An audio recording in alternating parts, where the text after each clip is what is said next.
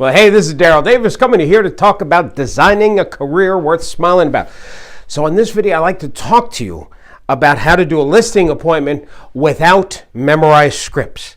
Now, if you've been with me before, you know that this is something that I've been teaching for over 25 years. I like to think that I might have even created the distinction in our industry on this specific aspect, because a lot of the training that's out there, not that there's anything wrong with this, but they'll say, hey, here, I got a problem. Let's say, here's the script, do a listing appointment, memorize this. Now, listing appointment could be like, I don't know, an hour, 2 hours. Some movies are not even that long. How the heck are you going to try and memorize a script? But of course, we try. We try because that's what's being taught to us. So we go on an appointment, and this is how we are.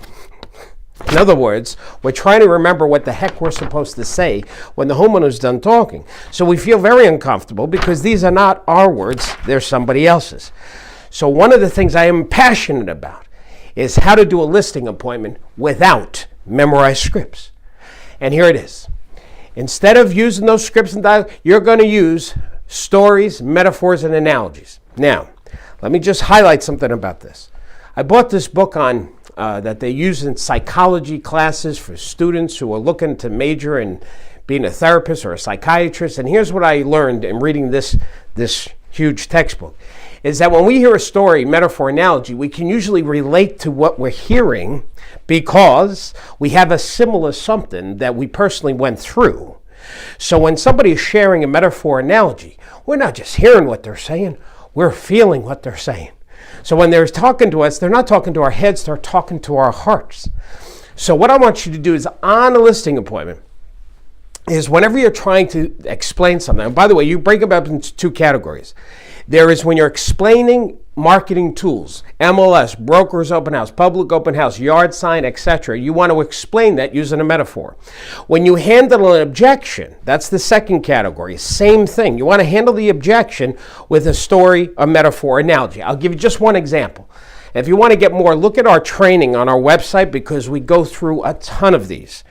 But here's just one. Let's say a homeowner says to you, bring me a buyer and I'll pay you a commission. You might say this. Well, Mr. Hanahan, let me ask you a question. Let's pretend that your daughter's going to get married and you want to buy the best wedding cake that money could buy. So you go to 6 different bakers and you say to each one of these bakers, I want you to bake me the best cake that you can possibly produce. Now, the one that bakes me the best cake is the actual cake I'm going to buy. Here's my question.